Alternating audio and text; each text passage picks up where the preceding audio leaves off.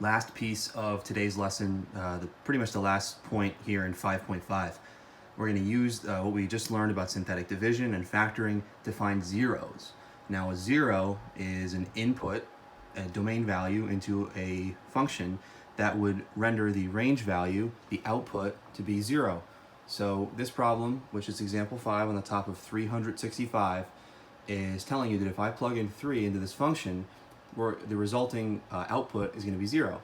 So it's telling me that there are additional zeros, and we need to find them. So if 3 is a 0, what that means is if we factored this, x minus 3 is going to be one of the factors of this polynomial. If I plugged in 3 to an expression x minus 3, that would be 0. 0 times the rest of the function would still be 0.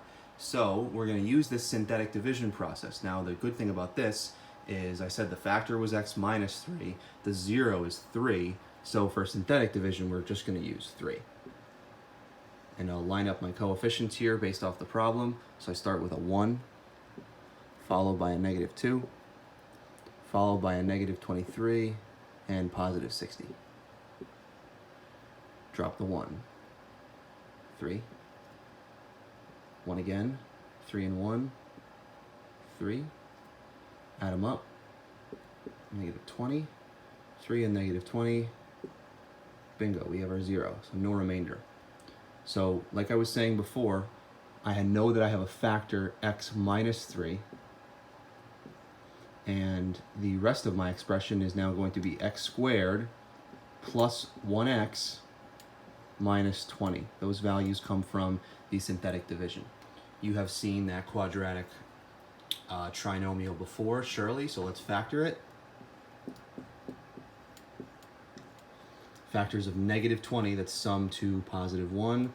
Let's go x plus 5, x minus 4. So that is now factored completely. So in a sense, what you could add on here is to say, what if this polynomial were set equal to 0? It's kind of like the zero product property. We know that positive 3, based off this here,